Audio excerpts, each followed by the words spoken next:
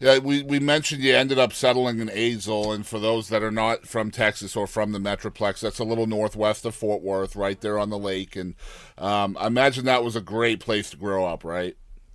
It was. It's grown a lot, but it was very small town when I had Yeah. lived there. So it's a well that I continually pull from as a songwriter.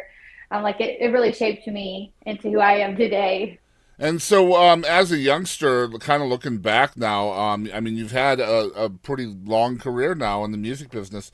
Guys, she looks young, but she started young. I promise. We're going to talk about that too. But, like, talk a little bit about the role of your geography growing up and what that played, like, the role that the geography played on your art. Looking back, like, did the Metroplex Fort Worth, especially having being such a mecca in music, did that play a role on who you are artistically? For sure. I mean, definitely like small town USA inspired me so much. And I would spend some of my summers between Arkansas and Louisiana because I have family in both states. And so literally, I just grew up really country, very rural. And then I started singing in like Texas Opry houses, Yep. which is kind of a dying breed. Like we have the Grand Ole Opry in Sadly, Nashville, but yeah. it was kind of like a mini Opry, exactly like that. And that's where I kind of got my feet wet, like getting up and singing with a house band. And so that was a lot of fun. And I'm really grateful for those moments. And obviously, I sang in like the stockyards a lot, which it has evolved, and I'm sure it will continue to. But back in the day, I'm like, it was the Wild West out there, Yeah, man. that's a good place to find mentors too, right? Because there's just a lot of musicians, a lot of songwriters, especially Sure. in Fort Worth, that you can kind of learn from, even from afar. I feel.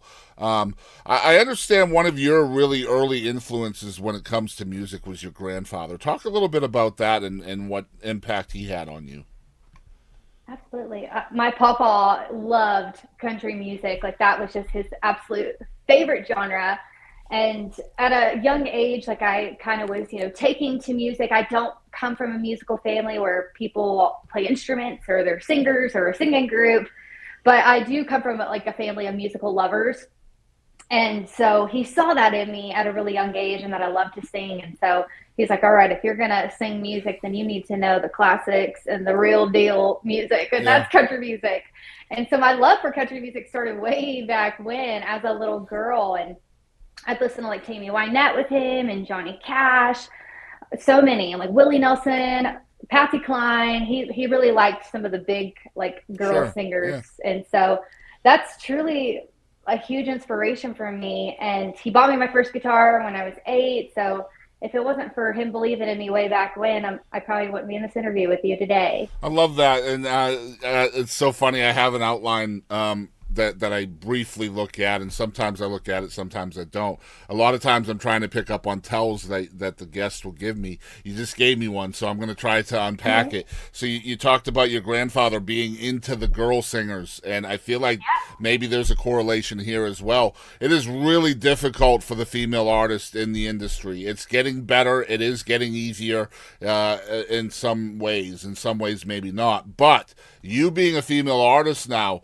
do you think there was kind of I can do this because your grandfather was kind of gravitated towards the girl singers more than, say, the males? Do you think you kind of look at that and say, you know what, I can do this too? Yeah, I mean, I definitely have like that grit and that determination and the belief and my self belief definitely started back then when Papa was like, you can do this. And Yeah, he got me the guitar. He's like, every good country singer needs a guitar. I And love so that. I'm like, okay, Papa.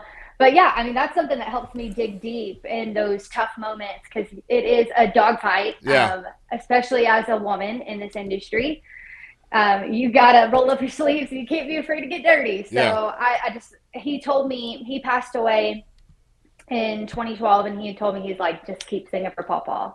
So that's something that I tell myself, like on Yeah. those tough days. I'm like, all right, I'm gonna just keep singing for you, Papa, no matter what that looks like. Yeah, I love that, man. It pisses me off. I'll keep it real. Like, I'm a huge champion for the female artist, and it really makes me mad when I hear somebody say, she's good for a girl, or she's a great writer for a girl, or she plays good guitar for a female. Like, that makes me so mad, right? Like, it shouldn't be like that. It should just be everybody should be equal, and if you're good, you're good, and if you're bad, you're bad, and regardless of what's between your legs, that shouldn't open opportunities for you, right?